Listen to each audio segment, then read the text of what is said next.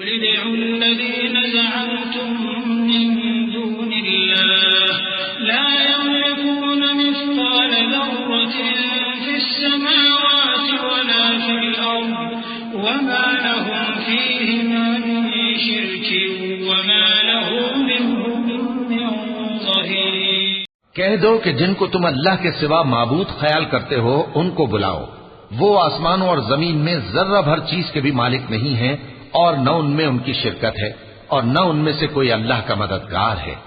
ولا تنفع الشفاعة عنده إلا لمن أذن له حتى إذا فزع عن قلوبهم قالوا ماذا قال ربكم قالوا الحق وهو العلي الكبير قل من يرزقكم من السماوات والأرض قل الله وإنا أو إياكم لعلى هدى أو في ضلال مبين قل لا تسألون عما أجرمنا ولا نسأل عما تعملون قل يجمع بيننا ربنا ثم يفتح بيننا بالحق وهو الفتاح العليم قل أروني الذين ألحقتم به شركاء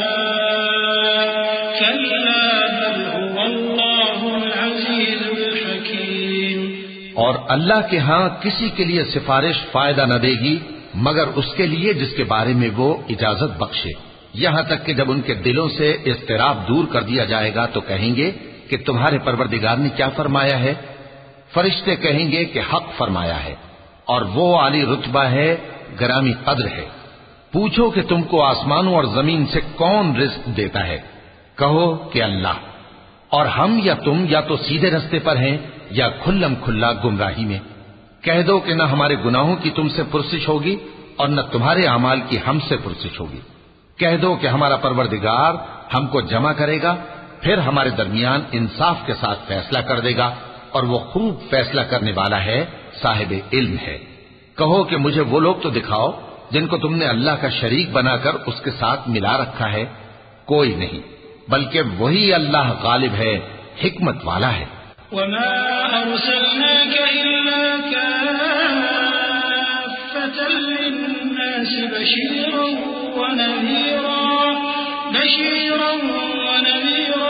ولكن أكثر الناس لا يعلمون ويقولون متى هذا الوعد إن كنتم صادقين قل لكم ميعاد يوم لا تستأخرون عنه ساعة ولا تستقدمون۔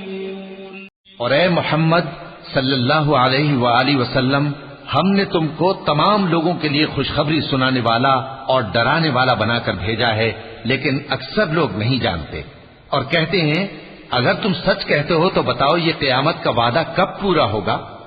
کہہ دو کہ تم سے ایک ایسے دن کا وعدہ ہے جس سے نہ ایک گھڑی پیچھے رہو گے اور نہ آگے بڑھو گے۔